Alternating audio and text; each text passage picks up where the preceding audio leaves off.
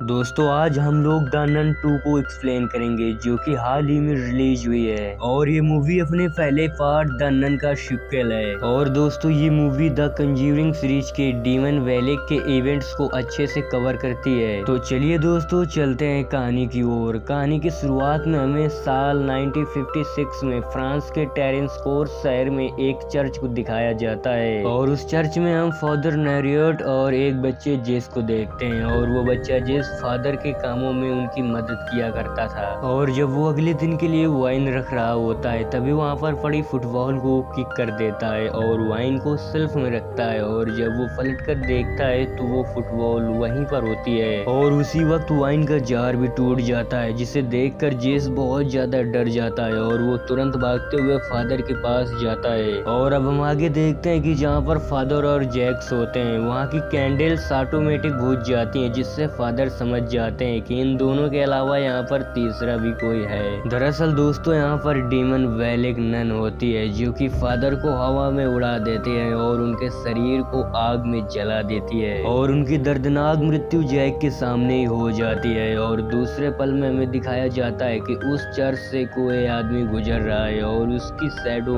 बिल्कुल नन जैसी थी। और अब सीन यहाँ से शिफ्ट होता है, हमें इटली का एक चर्च दिखाया जाता है जहाँ पर कुछ नन्स बैठी हुई थी और वहाँ पर सिस्टर आयरीन भी होती हैं जिसको हमने नन 1 में देखा था। और तभी सिस्टर आयरीन के पास मदर आती हैं। मदर उनसे बताती हैं कि सिस्टर डेबरा ने कन्फेशन में जाने के लिए मना कर दिया है और अब सिस्टर आयरीन डेबरा को कन्विंस करने के लिए जाती हैं। दरअसल डेबरा को मिरेकल्स वगैरह में ज्यादा इंटरेस्ट नहीं होता, वो तो अपने डैड की फोर्स की वजह से यहाँ पर है। और तभी हम एक नन्स के ग्रुप्स को देखते हैं। तभी वहाँ पर एक और नन आती है और वो बताती है कि किस तरह 1952 में एक ग्रुप के नन्स ने आत्महत्या कर ली थी और इस घटना की जांच के लिए सिस्टर और प्रीस्ट को भेजा गया, लेकिन ये लोग सब इस बात से अनजान थे कि वो नन आयरीन ही थी। और अब हमें आगे फ्रांस के एक बोर्डिंग स्कूल को दिखाया जाता है जहाँ पर कुछ लड़कियां सोफी नाम की लड़की को परेशान कर रही थी। और तभी वहाँ पर मोरिस आ जाता है और मोरिस उन लड़कियों को रोकता है, पर मोरिस के साथ कुछ तो गलत था क्योंकि मोरिस की हरकतें सही नहीं थी और वो अजीब चीज थी डीमन वेलेक जो कि मोरिस से जुड़ी हुई थी। तभी हमें आगे दिखाया जाता है कि एक लड़की स्कूल में डिलीवर करने के लिए आई थी, लेकिन तभी मोरिस जो कि वहाँ पर सफाई कर रहा था उसके शरीर से डीमन वेलेक बाहर आ जाता है और उस गर्ल को वहीं पर मार देता है। और तभी यहाँ पर आयरीन को कुछ विजन आने लगते हैं और उन विजन्स में मोरिस भी होता है जो कि उससे मदद मांग रहा था। और तभी उसे डीमन नन भी दिखती है क्योंकि वो आयरीन से जुड़ी हुई थी और आयरीन इन सब चीजों से बहुत ही ज्यादा परेशान हो चुकी है। और तभी हम उन लड़कियों के ग्रुप को देखते हैं जो कि सोफी को बुली किया करते थे और आज वो सोफी को एक कमरे में ले जाती हैं और वहाँ पर बंद कर देती हैं और कहती हैं कि तुम्हें विंडो पर बनी पेंटिंग की आंख में जब तक देखना है कि जब तक तुम्हें डीमन नजर ना आ जाए और अगर तुमने बीच में अपनी पलकें झपकाई तो वो डीमन तुम्हें मार देगा। और ये कहकर वो लोग उस कमरे से बाहर चली जाती हैं और इस दिन से स्कूल में पैरानॉर्मल एक्टिविटी होने लगती है, पर मॉरिस उसकी मदद करता है। और तभी सोफी की मॉम केट वहाँ पर आती हैं और वो सोफी को अपने पास ले जाती हैं और सोफी की मॉम यहाँ पर एक टीचर भी होती हैं। और अब सिस्टर आयरीन कार्डियल से मिलती हैं जहाँ पर कार्डियल बताता है कि अलग अलग जगह के चर्च के फादर्स को मारा जा रहा है और इसके पीछे वही डीमन वेलेक का हाथ है और इससे तुम्हारी पहले भी फाइट हो चुकी है और उसे तुमने हरा भी दिया था, लेकिन उसको अब खत्म करना है, पर तुम्हें अब उस डीमन को खोज कर मारना है। पर सिस्टर आयरीन ये काम करने के लिए मना कर देती हैं। वो बताते हैं कि मेरे साथ पहले फादर बर्ग थे जो कि एक बिशप थे और इस मामले में आपको फादर बर्ग से बातचीत करनी चाहिए। तभी मिस्टर कार्डियल बताते हैं कि उनकी मृत्यु हो चुकी है और अब उनके पास कोई रास्ता नहीं है, इसलिए आयरीन तुम्हें ही मदद करनी होगी क्योंकि ये सारी चीज रोमानिया से जुड़ी हुई है। लेकिन डीमन वेलेक यहाँ पर क्यों आई है इसका पता लगाने के लिए मिस्टर कार्डियल सिस्टर आयरीन से कहते हैं। और अब सिस्टर आयरीन अपने डर को थोड़ा सा काबू करती हैं और इन्वेस्टिगेशन करने के लिए ट्रेन में बैठ जाती हैं। तभी सिस्टर डेबरा भी आती है, वो भी विदाउट परमिशन। तभी सिस्टर आयरीन कहती है कि तुम्हें ऐसा नहीं करना चाहिए, अगर चर्च के लोगों को पता चला तो मुसीबत हो जाएगी। और तभी सिस्टर डेबरा अपनी माँ की फोटो को दिखाती है और कहती है कि मेरे माँ की भी मृत्यु जलकर हुई थी, पर वो किसी भी मिरेकल्स पर यकीन नहीं करती और वो नहीं मानती कि वाइन को छूकर जीसस क्राइस्ट को प्रे करने पर वाइन खून में बदल जाती है। और तभी सिस्टर आयरीन कहती है कि बस तुम्हें विश्वास रखना होगा, जब तुम विश्वास करोगी तो चमत्कार तुम्हें ऑटोमेटिक दिखने लगेगा। और तभी सिस्टर आयरीन बताती हैं कि उनकी माँ के पास एक गॉड गिफ्टेड पावर थी जिसमें उनको विजन्स दिखा करते थे, और वो पावर सिस्टर आयरीन के अंदर भी है। लेकिन उसके डैड उसकी माँ को पागल समझा करते थे, इसीलिए उसके डैड ने उसकी माँ को मेंटल असाइलम में भेज दिया।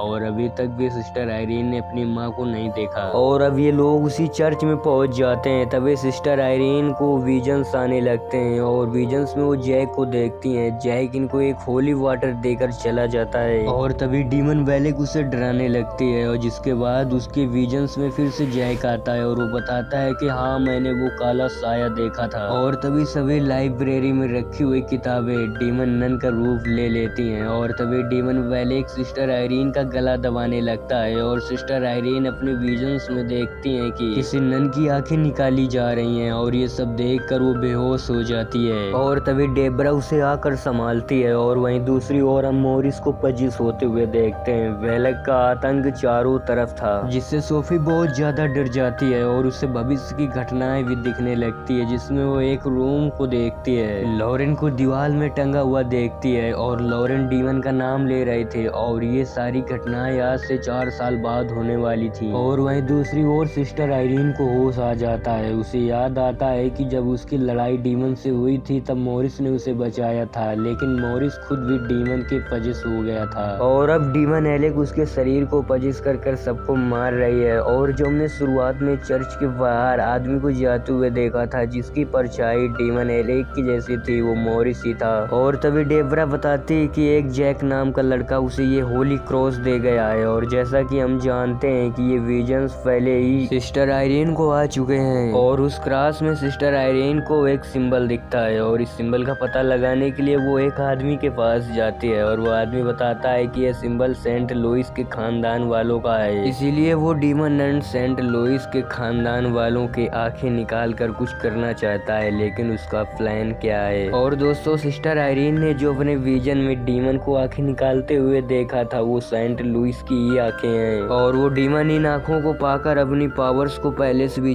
बहुत ज्यादा बढ़ाना चाहता है। और तभी वही आदमी सिस्टर आयरीन को ये भी बताता है कि वेलेक पहले फरिश्ता हुआ करता था, लेकिन गॉड ने इसकी पावर्स को छीन लिया, और ये जिस आंखों को ढूंढ रहा है वे आंखें वाइन की बोतल में बंद हैं, और उन आंखों को एक स्कूल के बेसमेंट में रखा गया है। हाँ दोस्तों ये वही स्कूल है जहाँ पर मॉरिस सफाई करता है, यानी कि मॉरिस के अंदर डीमन वेलेक अपना काम कर रही है। और अब आयरीन और डेब्रा चैपल की ओर निकल जाती हैं, जहाँ पर पहले से ही मॉरिस चैपल में अपना सर पटक रहा था। और तभी स्कूल की मैडम आकर उसे रोकती हैं, लेकिन तभी मॉरिस कहता है कि मुझे नहीं पता कि मैं यहाँ पर कैसे आ गया। इसके बाद मॉरिस अपने बेडरूम में चला जाता है, लेकिन तभी चैपल के अंदर से कुछ आवाजें आने लगती हैं, और जब मैडम चैपल को खोलते हैं तो वो अपने मरे हुए बेटे को देखती हैं, और वो उनको डराने लगता है। इसके बाद उनको मार देता है, और सुबह सभी बच्चों को मैडम की लाश मिलती है। और वहीं दूसरी ओर मॉरिस सोफी केट डांस कर रहे होते हैं, लेकिन तभी मॉरिस की तबीयत खराब हो जाती है, और हमें मॉरिस के गले पर एक क्रॉस का चिन्ह दिखाया जाता है। और तभी वहाँ पर आयरीन और डेब्रा आ जाती हैं, और केट और सोफी को मॉरिस से दूर रहने के लिए कहती हैं, और धीरे धीरे मॉरिस के शरीर पर वो डीमन पूरी तरह से हावी हो जाता है। और तभी मॉरिस सिस्टर आयरीन को मारने लगता है, लेकिन सिस्टर आयरीन और डेब्रा रिचुअल्स करती हैं। वो कुछ मंत्रों को पढ़ती हैं जिससे कि मॉरिस कंट्रोल में आ जाता है, और वो उसे बांधकर सेंट लुइस की आंखों को ढूंढने लगती हैं। और तभी उनको एक विंडो पर एक बकरी दिखती है जिसकी आंखें लाल चमक रही थी। दरअसल ये एक प्रकार का मैगजीनम था जो कि सेंट लुइस ने बनाया था, और सोफी उसको बताते हैं। इसके बाद वो लोग उसकी आंखों पर टार्च मारते हैं जिससे कि उसकी आंखें लाल रंग की जलने लगती हैं। और अब इन्हें पता चल जाता है कि वो वाइन कहाँ है जिसमें वो आंखें रखी हैं, और अभी लोग आंखों को भी पा जाते हैं। और अब मॉरिस भी होश में आ चुका होता है, और वो गोट वाला चित्र भी गायब हो जाता है। और अब हमें यहाँ पर बच्चों को दिखाया जाता है जिसके पीछे डीमन वेलेक पर आए, लेकिन सिस्टर डेब्रा उन बच्चों को बचा लेती हैं, और ये लोग जाकर एक रूम में चले जाते हैं। लेकिन तभी मैडम का भूत आ जाता है जो कि इन्हें डराने लगता है, लेकिन तभी मॉरिस आ जाता है और आयरीन के ऊपर हमला कर देता है जिससे कि रेलिक गिर जाती है, लेकिन सोफी रेलिक उठाकर भागने लगती है। तभी रेलिक एक्टिवेट एक्टिवेट हो जाती है, जिससे कि चर्च गिरने लगता है और जो रैलिक के अंदर आंखें थे उनकी ब्राइटनेस बहुत ही तेज होती है, जिससे कि डीमन नन अब उनके पास भी नहीं आ सकता था। और इससे पहले मॉरिस सिस्टर को कुछ करता, सिस्टर जादुई आंखें उसकी तरफ करती हैं और मॉरिस तड़पने लगता है, वो वहीं पर गिर जाता है। और अब सिस्टर को लगता है कि मॉरिस मर चुका है, लेकिन मॉरिस जिंदा था। तभी मॉरिस पीछे से सिस्टर से उन आंखों को छीन लेता है और आंखों की सारी शक्तियां कंज्यूम करने लगता है। और अब उस नन के पास वो जादुई आंखें होती हैं। तभी वो सिस्टर आयरीन को पकड़कर आग में जलाने की कोशिश करता है और तभी सिस्टर आयरीन को अपनी माँ लॉरेन की याद आती है और इन दोनों की आंखें साथ ही चमकने लगती हैं। इससे हमें पता चलता है कि ये सब सेंट लुइस के ही खानदानी हैं। और सिस्टर आयरीन अपने मंत्रों से आग को बुझा देती है और तभी उसे एहसास होता है कि ये स्कूल पहले कभी वाइन फैक्ट्री हुआ करती थी और ट्रू बिलीव के साथ प्रेयर करने से वाइन को जीसस क्राइस्ट के खून में बदला जा सकता है। और अब सिस्टर आयरीन और अब डेबरा प्रेयर करने लगते हैं और तभी वो वाइन एक होली ब्लड में बदल जाता है, जिससे कि एक भयानक आग लगती है और वो डीमन वेलेग उसी आग में जलकर समाप्त हो जाता है। लेकिन दोस्तों हम जानते हैं कि डीमन इतनी आसानी से खत्म नहीं होता और हमें मॉरिस को दिखाया जाता है जो कि अभी भी डीमन के पोजेस में है। दोस्तों मूवी में एक पोस्ट क्रेडिट सीन भी है जहाँ पर हम एड और लॉरेन को देखते हैं, जिसके पास एक कॉल आया है और ये कॉल मॉरिस को सही करने के लिए इन लोगों के पास आया है। और दोस्तों हम इसके आगे की कहानी नन 3 में देखेंगे और ये फिल्म यहीं पर समाप्त हो जाती है। तो दोस्तों आपको ये वीडियो कैसा लगा हमें कमेंट कर जरूर बताएं और साथ ही आप अगर चैनल पर पहली बार आए हो तो चैनल को सब्सक्राइब कर लें और बेल आइकन पर प्रेस कर दें।